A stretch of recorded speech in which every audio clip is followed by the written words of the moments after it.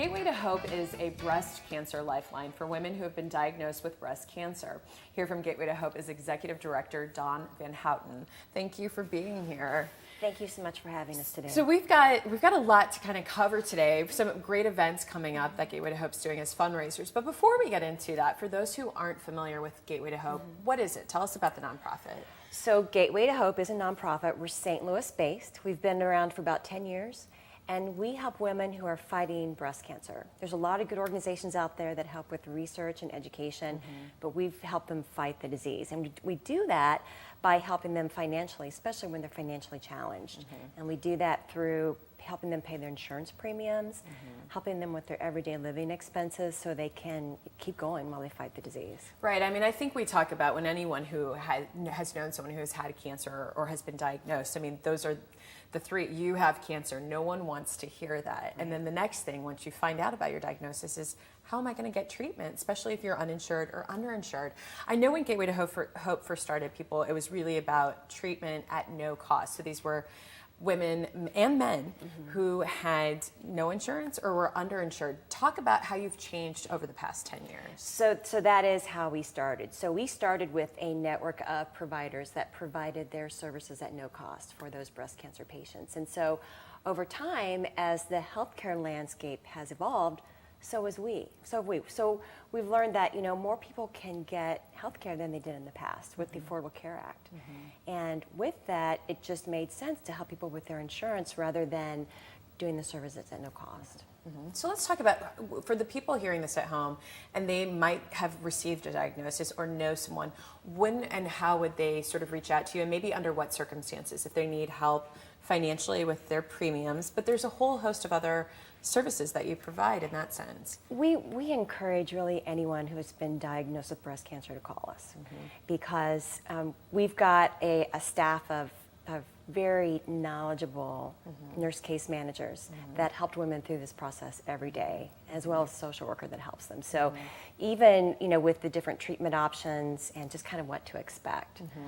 So there's the treatment options, and then sometimes too, I know that Gateway to Hope has become known for, there's these things where you might have to, transportation, if you don't have means to get transportation to your treatment. So talk about some of those things, treatment, even when we get into, if you're suffering from hair loss while you're going through chemo or radiation, this is something you help in as well? There is so much to fighting this disease that makes it so challenging. So we have two programs. One is the insurance premium program that helps pay for the insurance premiums. And then the other program we call Thelma's Gift, which helps with those other living expenses. So gas cards to get to and from treatment, helping pay the utility bills so they can keep their lights on. Because women, sometimes it's very difficult to continue their work while they're fighting this disease. And so that's where we can really help. I mean, I always just amazed, really, it's a great point that you made, where people who have been diagnosed, life doesn't stop. The bills still need to get paid, but you're getting treatment. And some people manage to be able to do that, to continue to work while they're receiving treatment, and others can't. You talk about the growth too. I mean, it's been 10 years. How many people have you treated this far? And more recently, talk about how and if it has grown. It's grown tremendously. Not only has the word gotten out, but just our services have expanded. So in 10 years, we'll have probably at the end of this year helped almost 1,000 women in this process. This year alone, we expect to help over 300 women. So think about that, those women out there fighting that disease. And it is the difference. We had said this briefly off camera, but I mean, what you're providing, even though you talked about with breast cancer, there's the research, there's this. It is sometimes the difference between life and death. When you don't have a means to pay for your care, we know what the outcome is.